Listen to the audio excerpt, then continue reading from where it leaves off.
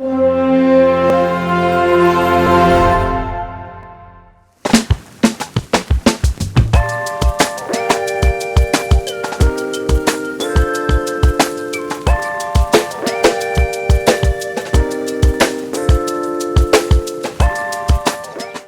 and welcome to part 2 of the LENGA series explained by Gravitas the LENGA explained by Gravitas Projects. You're being joined by this horse in the background that horse over there as well, and Josh Merchant and Andy Pater. We forgot to introduce ourselves in the first part. So this is going to be really informal. We literally have notes on our phones that we've researched. It's actually started just now pissing down as well. So you are going to see a lot of rain happening, but we are committed to bringing you the information that you need. We're going to stick at it. It's going to be fantastic. And as we get wetter, I'm sure you'll be laughing at us for not going inside, but someone wanted to film outside and would not budge, so we're filming outside. So the LENGA, in short, that's just a terminology, is the Lakes Entrance Northern Growth Area. So we've made it LENGA for short, and what that is the, Andy's touched on it briefly in the part 1, is the DCP, Development Contributions Plan for the area. So what the council have done, the East Gippsland Shire Council have put together a framework, a massive document that's just literally about urbanising and actually bringing a bigger population to the Lakes Entrance area. I guess the impetus behind the growth plan, from what we've been able to understand in our research, is that they're concerned about the rising sea levels and they need to start shifting the town up the hill, because Lakes Entrance is a coastal town. The Esplanade is basically straight on the lake, which is fed by the ocean. So sea levels rise, they're concerned that obviously the lake's going to rise and the town will go under. So that was the impetus behind this DCP. I guess a good place to start would be a bit of a background on Lakes Entrance. So Lakes Entrance is a scenic coastal town situated approximately 320 k's east of Melbourne.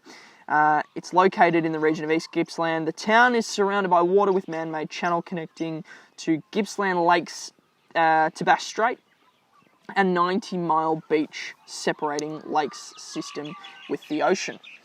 Another massive factor about Lakes Entrance, it is a holiday destination. I know many Victorians would know this.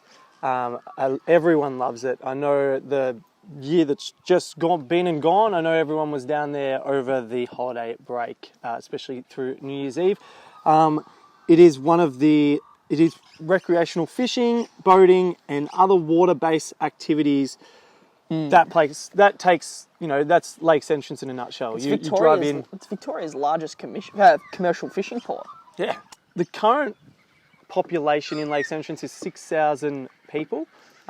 With the forecast over the next, 1,203 dwellings will be scheduled over the next 30 years. So they've drafted a 30-year plan, which they're 8 years into. Now, so it's not a slow burn. They have seen a lot of interest in the town since COVID-19 hit. Since the Victorian lockdowns, obviously, a lot of regional areas have seen attention since that happened. Well, this makes plenty of sense. Everyone who would go from the city, moved to the peninsula. Yeah. Peninsula became flocked. They'd move out to the regional. Yeah. It's just a snowball effect that we've seen across the market. I don't really like that term, but the industry. Sorry, we've just had a magpie tried to swoop. There's a horse you've just missed. It has rolled on its back and done a couple of bits and pieces over there. It's all happening. It's all very distracting, but that's okay. We're sticking at it.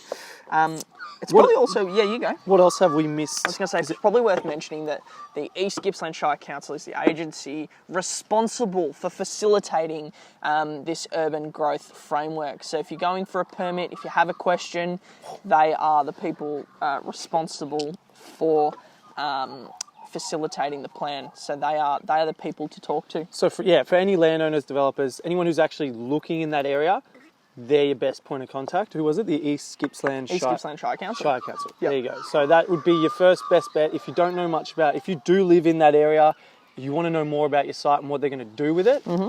Well, first things first, you can always come to us. but if you want to know how they're going to implement it or go through the process, get a better understanding in depth, you go straight to the source. You know, you want to understand that. So Absolutely. Cool. I think we've said enough words now for this part. Thank you so much, and we will see you in part 3.